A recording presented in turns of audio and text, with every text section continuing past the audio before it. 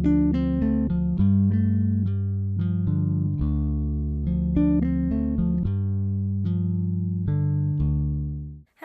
and welcome to another week. It's Monday, it's a brand new week, and I am feeling so much better than I was at the end of the last video yesterday on Sunday. It was a bit of a disaster. I basically had a bit of a breakdown because I was in so much pain and didn't know how to deal with it. But today is better for 3 reasons so far.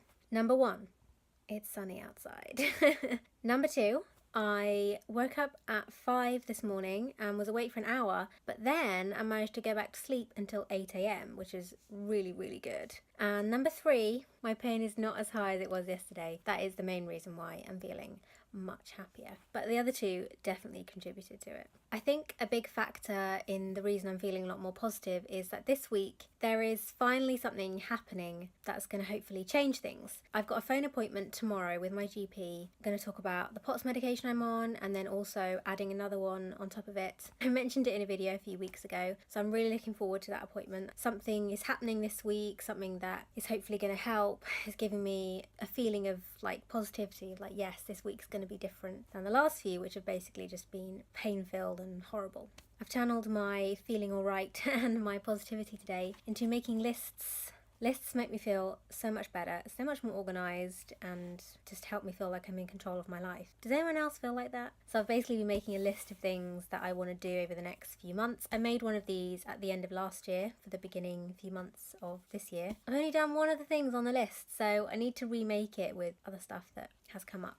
So I've got the POTS medication thing on, I've got starting floor exercises to help recondition my body. I want to introduce glutathione back into my regimen. I tried it like at the end of last year, a new type of glutathione supplement, and it seemed to go alright. If you don't know, I have a really bad history with that specific supplement. It's caused me loads of problems in the past. But when I tried it at the end of last year, it seemed to go alright. So I want to try and take that on a regular basis. It's something that I need to take, like it is a necessity for me. Because I have a genetic mutation, which means that my body does not produce it naturally at all. So it is essential that I find a way somehow to introduce it into my regimen. And then something else that I'm really keen to try and do as soon as possible is to start seeing a chiropractor or an osteopath. Not totally sure on the difference between the two. I need to look that up because I really think that that sort of thing would help my neck, jaw and shoulder pain so much. And you know, I haven't actually done any of these things, but just writing them down has made me feel a lot better. Got them out of my head, got them onto paper, just feeling more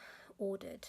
Honestly, the contrast of how I feel right now to how I felt this time yesterday is ridiculous. I feel so much better. I'm gonna go back to lying horizontal now because if I sit up for too long, my head starts to hurt. Today is my phone appointment with my GP at 1:40. Thought it was at 1:20. It's not, it's at 1:40. Good job I checked, otherwise I'd be like, oh, she's really late. It'll be late anyway, but the extra 20 minutes would definitely have made me a little bit more anxious that it wasn't going to happen. So I just made some notes for it, and I have to say, I forgot how painful like writing can be on your fingers. When I was at school and I used to write essays all the time, I had like a callus on my middle finger where the pen rests, and obviously now I don't write all the time, that callus is gone, and I've honestly just been writing for about 5 minutes max, and I've got a big red mark on my finger from the pen, and it's really painful, and I'd completely forgotten about that. It's just weird little things that remind you of your former life, shall we say. So I'm gonna have lunch, then have the appointment. Fingers crossed I get everything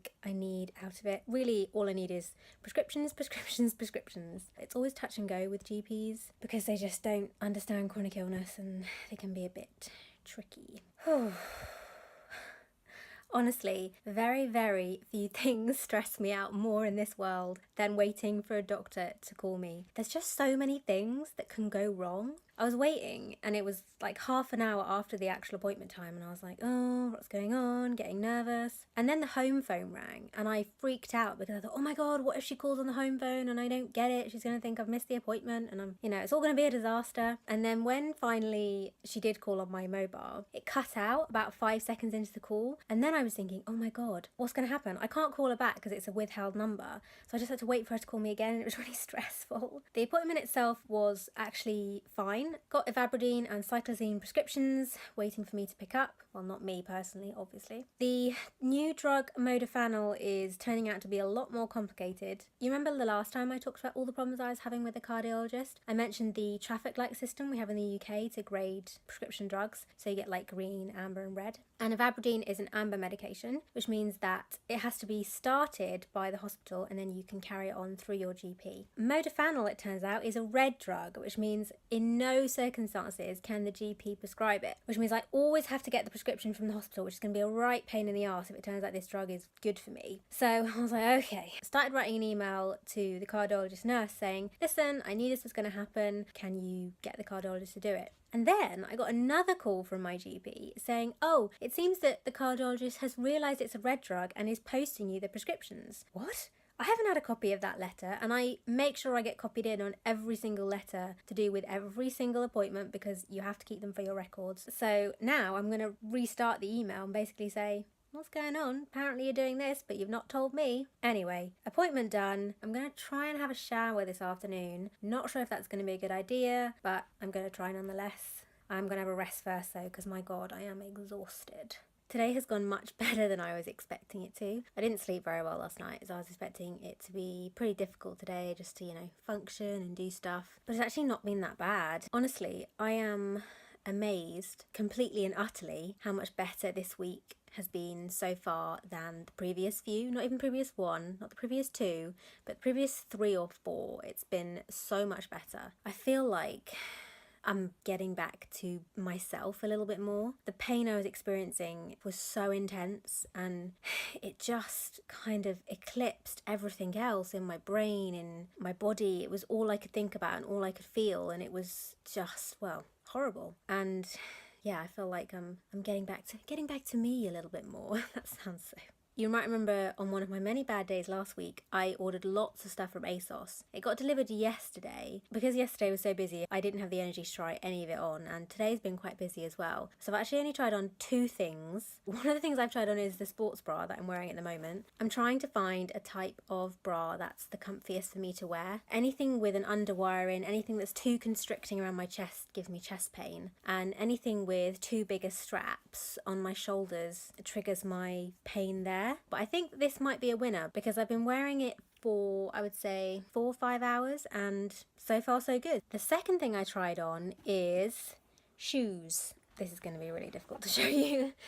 They're basically just black boots, but I wanted to get some ankle boots that essentially don't have a heel. As I said, there's so much other stuff to try on. I'm not going to keep all of it. This is how I shop online, basically. I order a lot of stuff, mostly in multiple sizes, and I see which I like best, see which fits me best, and then I send back 80% of it. I'm probably going to be doing that sporadically over the next few days. I don't have the energy to try it all on at once. That was a lot of talking. I am about to attempt to go downstairs and sit in the garden for the first time this year. The weather has been really nice over the past few days, and I have wanted to go down before today, but it's just been really busy so far this week and I haven't had the energy to. And I'm still feeling pretty tired today, but I think I should give it a go because this will be a really big test for my new POTS medication. Last year, sitting in the garden for any period of time was extremely difficult for me. I would get a migraine afterwards, I'd get really bad tachycardia, my temperature control would be all over the place. So I'm hoping that the ivabradine will help stabilise that a little bit. We'll just see what happens, I guess. I'm stupidly nervous. I hate that. Chronic illness really messes with your mind, as well as your body. Anyway, let's go.